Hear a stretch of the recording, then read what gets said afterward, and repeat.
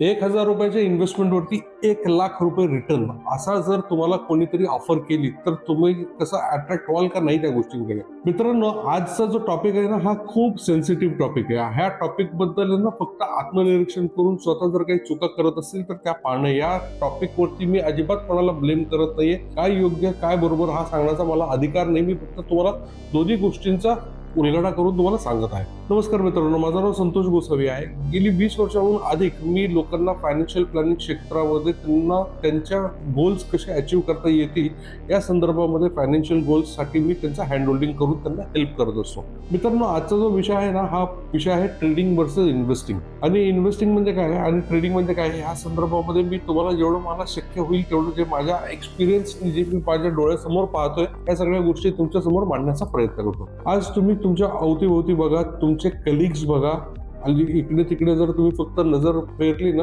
तर बऱ्यापैकी सगळी लोक नुसतं चहाच्या टपरीवर म्हणा, कॅन्टीनमध्ये म्हणा, पॅन्ट्रीमध्ये म्हणा, डेस्क वरती म्हणा, टेबलवरती म्हणा, लंच टाइममध्ये नुसते सगळी जण ना फक्त कुठला स्क्रिप्ट आणि कुठला ऑप्शन या संदर्भामध्ये गप्पा मारत असतात. कुठला रेट कुठे, कुठला काय, सगळेजण उठ सगळेजण मोबाईलमध्ये त्या ट्रेडिंगच्या चार्टवरती बसलेले असतात. कुठला चार्ट काय आहे काय नाही, आणि त्यातच कोणीतरी तुम्हाला फोन पण करतात की सर आम्ही तुम्हाला शुअर शॉर्ट लीड्स देतो, शुअर शॉर्ट कॉल्स देतो. त्या कॉल्समध्ये तुम्ही आमच्या सांगण्याने इन्व्हेस्टमेंट करा आणि तुम्हाला आम्ही बरेच पैसे म्हणजे 1000 रुपये तुम्ही लावले तर लाख रुपयापर्यंतचं प्रॉफिट होऊ शकतो. मित्रांनो, खरंच शक्य आहे का हे मी तुम्हाला विचारतोय. तुमच्यापैकी कित्येक जणांच्या मनामध्ये सुद्धा हा डाऊट येत असेल हे खरंच शक्य आहे का? पण होतं काय की आपण ना आपलं माइंडच आपला असा होऊन जातं की काही वेळेला आपलं माइंड आपल्याला फोर्सफुली माहिती असणाऱ्या गोष्टी सुद्धा एक्सेप्ट करायला लावतं आणि आपल्याला असं वाटतं की नाही हे शक्य आहे म्हणून. 1000 रुपयाचे लाख रुपये होऊ शकतात, मी त्याबद्दल नाकारत नाही.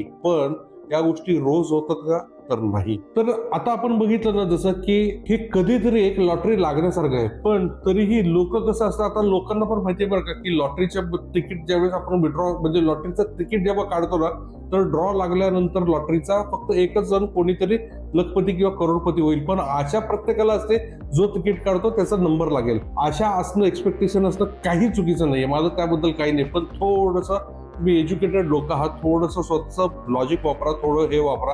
कारण तुम्ही जर स्वतःचं डोकं जर तुम्ही ह्या गोष्टींमध्ये वापरलं नाही तर आज जे मार्केटमध्ये चालू आहे आणि ह्या सगळ्या गोष्टींमध्ये जर तुम्ही पाहिलं तर ह्या सगळ्या गोष्टी तुम्हाला फक्त आणि फक्त नुकसानाकडे घेऊन जात आहे. मित्रांनो, आज मी फायनान्शियल प्लॅनर म्हणून पाहतो ना, मी कित्येक लोक माझ्याकडे आज इतके लोक डेट मध्ये आहेत ना, इतकी लोकांचे लोन लायबिलिटीज वाढलेले आहेत.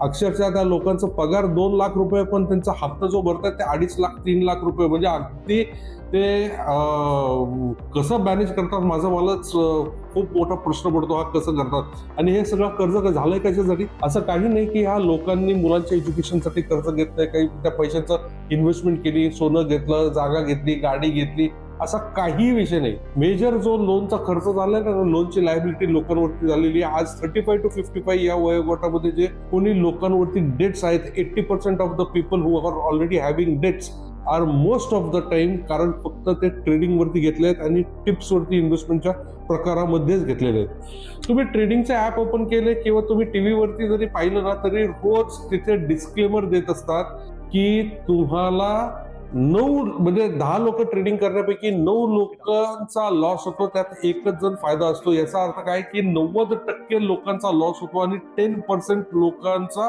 फायदा होतो. मी ट्रेडिंगच्या विरोधात नाहीये, पण ट्रेडिंग करण्याच्या जे पद्धतीने लोक ट्रेड करतात त्या विरोधात आहे. ट्रेडिंग आहे ना मित्रांनो एक प्रोफेशन आहे. बरेच लोक ट्रेडिंग कडे जातात ना हे शॉर्ट टर्म माइंडसेटनी, विदाउट नॉलेज, इनकम्प्लीट इन्फॉर्मेशन ह्या हिशोबाने जातात. आणि ट्रेड घेतल्यानंतर ना रोज लोक आहे ना अगदी मुंगेरी लाल के हसीन सपनेच्या दुनियामध्ये राहतात. मित्रांनो, तुम्ही जर हे पाहिलं ना तर तुम्ही स्वतःचा विचार करा. बघा, तुम्ही जो माणूस ट्रेड करतो ना त्या ट्रेडिंग वाल्याबरोबर ना तुम्ही कधी पण बोला, तो माणूस तुमच्याबरोबर बोलताना फक्त फिजिकली तो तुमच्याबरोबर असतो, त्याच्या डोक्यामध्ये सगळ्या गोष्टी विचार सगळे वेगळे चालू असतात, सगळे कॅल्क्युलेशन सगळे विचार वेगळे चालू असतात. आणि तर फक्त एकाच ह्याच्यामध्ये असतो की हा बाबा मला करोड रुपये येतील, मला रोज 2 लाख रुपये मिळतील, रोज 5 लाख रुपये मिळतील, मी असे लाईफस्टाईल होईल माझी, मी असं सोनं घेईन, मी असं करीन, तसं करीन, ह्या करीन, त्या करीन. आणि या सगळ्या गोष्टींमध्ये शेवटी एंड रिझल्ट हा येतो की तुम्ही फक्त आणि फक्त कर्जबाजारी होता. आणि तुम्ही जो ब्रोकर जो आहे तो ब्रोकर म्हणजे ब्रोकरचा खिसा तुम्ही भरता. मग ट्रेडिंगवरती पैसे कमवत आहेत का? कमवतात ना. का नाही कमवणार? लोक कमवतात. ट्रेडिंग जर तुम्ही प्रॉपर पद्धतीने केलं आणि डिसिप्लिनने केलं तर ट्रेडिंग सारखा बेस्ट तुम्हाला पर्याय नाहीये पैसा कमवण्याचा. पण सगळ्यात महत्वाचं म्हणलं तर जसा बाकीचे पर्याय आहेत ना, तसंच त्या गोष्टींना अभ्यास लागतो. तुम्ही मला एक सांगा, आज आपण सोसायटीमध्ये पाहतो सगळ्यात जास्त well respected, well known status and high earning कॅटेगरीमध्ये कोण बघितलं जातं? डॉक्टर बघितला जातो, एखादा चांगला इंजिनियर बघितला जातो, एखादा आर्किटेक्ट बघितला जातो, एखादा सीए बघितला जातो. ही लोक का बरं? का ही लोक त्या पोझिशनला पोहोचले आहेत? कारण ह्या लोकांना अगदी क्रिस्टल क्लिअर फोकस होता. या लोकांनी कधीही कुठलाही, तुम्ही डॉक्टर बघा, सीए बघा, आर्किटेक्ट बघा, इंजिनियर बघा, कुठल्याही व्यक्ती, सक्सेसफुल व्यक्तीला विचारा की तुझा एम काय होतं? पैसा कमवणं कधी एम होता का? त्यांचा कधीच एम पैसा कमवणं नव्हता. येस, ते चांगला पैसा त्यांच्या स्किलवर कमवत असतील, नो डाऊट अबाउट इट, पण they never aimed to earn मनी.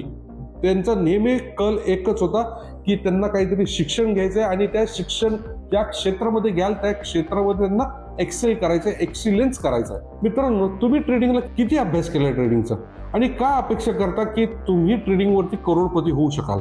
जर तुम्ही अभ्यास केला नसेल आणि तरीही तुम्ही ट्रेडिंग करत असाल तर माझी आज तुम्हाला रिक्वेस्ट आहे, तुमचं जे काय फॅमिली चालली आहे ना, आता जे काही लाईफस्टाईल चालली, जे स्टँडर्ड ऑफ लिव्हिंग चाललंय, जे कुटुंब चाललंय ना, सुखी संसार, ते उद्ध्वस्त होऊ देऊ नका. तुम्हाला असं वाटेल की मी हे असं एवढं सगळं का सांगतो, कारण मला अक्षरशः तळतळतो मी ज्यावेळेस लोक माझ्याकडे येतात. आणि गंमत म्हणजे काय माहितीये का, असे पण नाहीयेत ते माझ्याकडे येणारी लोक मला त्यांच्या दुविधा सांगणारे, की सगळीच्या सगळी लोक अगदी हाय क्वालिफाईड, एज्युकेटेड आणि इंटेलिजंट लोक आहेत. मग वाईट नाही वाटणार का?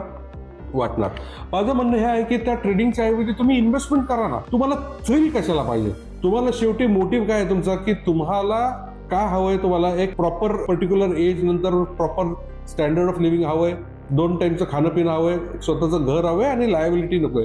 या व्यतिरिक्त काय असू शकते माणसाची अपेक्षा? मग वन नाईट वंडरचा जगलिरी करायला का जातात लोक? हा माझा प्रश्न आहे. तुम्हाला बहुतेक जसं मी म्हणालो तसं तुम्हाला मे बी पटत नसेल, पण नीट विचार करा. हा विचार करण्यासारखाच गोष्ट आहे. दुसरा विषय काय येतो की ट्रेडिंग नाही तर मग काय करायला लागेल? इन्व्हेस्टमेंट. येस, तुम्ही शेअर मार्केटमध्ये इन्व्हेस्टमेंट करा, माझं काहीच म्हणणं नाहीये. तुम्ही शेअर मार्केटमध्ये गुंतवणूक करा. तुम्ही जसं इन्शुरन्समध्ये गुंतवणूक करता, रिअल इस्टेटमध्ये गुंतवणूक करता, त्या पद्धतीने तुम्ही शेअर मार्केटमध्ये गुंतवणूक करा. ह्या सगळ्या गोष्टींपेक्षा सगळ्यात जास्त रिटर्न तुम्हाला शेअर मार्केट ही एकच फायनान्शियल इन्स्ट्रुमेंट आहे जी तुम्हाला देऊ शकते. इन्शुरन्समध्ये कसं, तुम्ही इन्शुरन्समध्ये इन्व्हेस्टमेंट केल्यानंतर 10 वर्ष 20 वर्ष त्या गोष्टींकडे बघत नाही. एखादी जागा घेतल्यानंतर तुम्ही 10 वर्ष 20 वर्ष तिथे बघत नाही. मग तुम्ही ट्रेडिंगमध्ये असं का बघता की सकाळी इन्व्हेस्टमेंट केलं तर दुपारी पैसे काढले की डबल व्हायला पाहिजेत, 2 महिन्यात पैसे डबल व्हायला पाहिजेत, 3 महिन्यात पैसे डबल व्हायला पाहिजेत? इन्व्हेस्टमेंट करा ना. इन्व्हेस्टमेंट बद्दल काहीच मला माहिती, म्हणजे माझं काहीच त्याबद्दल दुविधा नाही, माझं काहीच म्हणणं नाही आहे. प्रॉपर आयडेंटिफाय करा, प्रॉपर फायनान्शियल प्लॅनर बरोबर बसा, तुम्ही प्रॉपर डिस्कशन करा की तुम्हाला काय अपेक्षा आहे, तुम्हाला किती गुंतवणूक करायची, कुठल्या काळासाठी म्हणजे किती काळासाठी गुंतवणूक करायची, कुठल्या टाईप मध्ये करायची आणि तुम्हाला किती अपेक्षा आहे गुंतवणुकीची. जर तुमचं रिक्वायरमेंट मॅच होत असेल तर गो फॉर शेअर मार्केट, काहीच हरकत नाहीये. पण जर तुमची रिस्क ॲपेटाईट तुम्हाला जस्टिफाय करत नसेल, की तुमचा स्वभाव आणि तुमची रिस्क ॲपेटाईट या दोन्ही गोष्टी जर मॅच होत नसेल तर तुमच्यासाठी बेस्ट पर्याय काय? Mutual funds. मग म्युच्युअल फंड मध्ये तुम्ही गुंतवणूक केली तर काय होऊ शकतं? तुम्हाला शेअर मार्केटचा रिटर्न मिळतो का? नक्की मिळतो. फक्त यात फरक एवढाच असतो की म्युच्युअल फंड मध्ये, शेअर मार्केटमध्ये ज्यावेळेस तुम्ही गुंतवणूक करता त्यावेळेस पूर्णच्या पूर्ण लक्ष तुमचं शेअर मार्केटकडे द्यायला लागतं. तुम्हाला त्या गोष्टीचा अभ्यास लागतो, तुम्हाला त्या गोष्टीची वेळ तुम्हाला माहिती पाहिजे, कधी एंट्री करायचा आणि सगळ्यात मेन म्हणजे एंट्री केल्यानंतर कधी एक्झिट करायचा याबद्दल तुम्हाला माहिती पाहिजे, तर तुम्ही खरं पैसे कमवू शकता.